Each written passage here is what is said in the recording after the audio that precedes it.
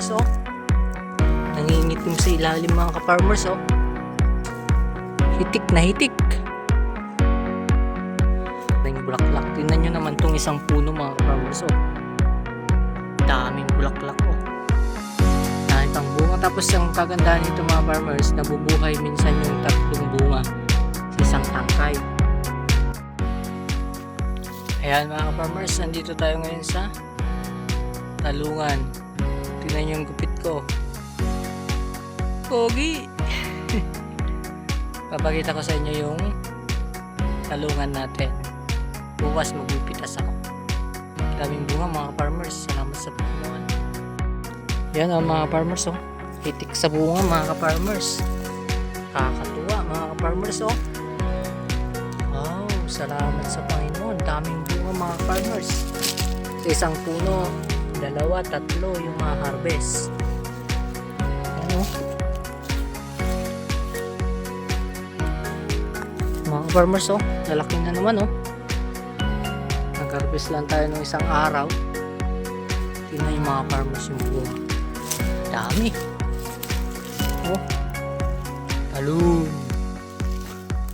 Nakakatuwa mga farmers. Salamat sa Panginoon. Yan. Daming bunga mga farmers. Kapal. Nangingitim sa ilalim mga ka-farmers oh. Kita nyo yan mga itim. Bunga mga farmers. Tingnan nyo. Oh. Wow. Daming mga bunga mga farmers oh. Sunod-sunod. Kagandahan pa mga farmers, ang daming bulaklak oh. Sunod-sunod din. Yan oh. Salamat sa Panginoon. Tingnan nyo mga farmers oh. Dami nangingitim sa bunga. Oh. Wow. Oh, grabe. Kakatuwa mga farmers oh. Tingnan nyo naman yung bunga mga farmers. Hitik na hitik.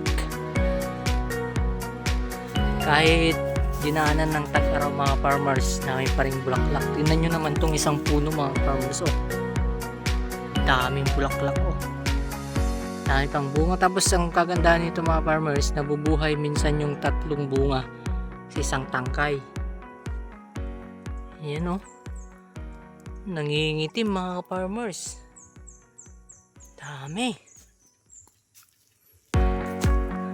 Salamat sa Panginoon mga farmers. Oh, lalaki oh. Bukas pitas natin mga farmers.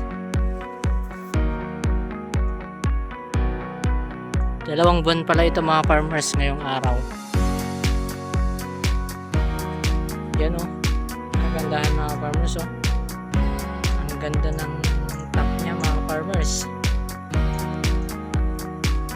Ang daming bulaklak.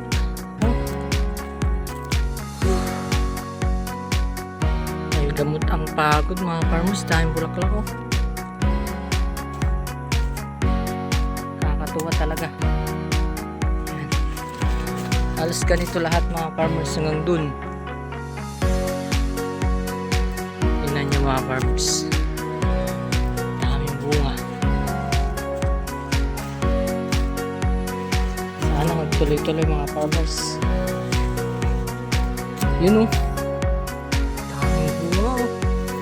Nangingitim mga farmers oh. Diba?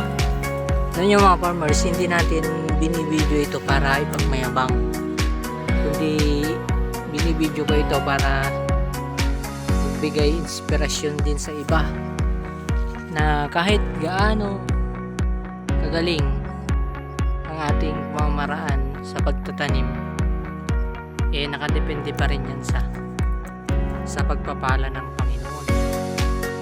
Diba mga farmers? Lalaki na. Isang araw lang ako nagpitas. Kapal. Maganda ng talong natin mga farmers. Dito sa top niya. Napakaganda. Ang daming bulaklak. Yan o. Nakakatuwa. Hindi mo mararamdaman yung pagod dito mga farmers. Pag ganito yung malaki na oh. Kailan lang ako nagpitas? Kahapon nagpitas na naman ako dahil sa pang display doon sa bahay, pero bukas harvest talaga natin. Yun yung mga farmers oh. Sobrang laki ng bunga niya. Nababali.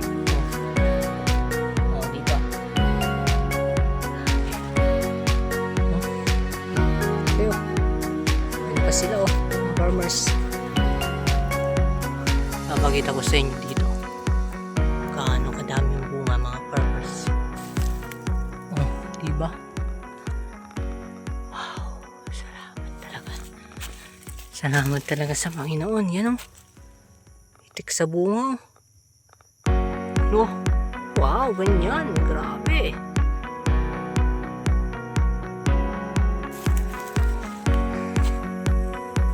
Ayan mga farmers. Ako'y mag-apply pa ng abono dito sa tanim naman nating kalabasa. Ngayon lang tayo mag-apply ng abono mga farmers kasi yan oh, nung isang araw lang umulan, pwede na tayo mag-abono. Yan mga farmers, salamat sa inyong patuloy na panunood sa aking mga munting video. Huwag niyong kalilimutang mag-subscribe sa ating YouTube channel. Yan, mag-comment, mag-like sa mga napapasaya natin ng mga video, sa mga video.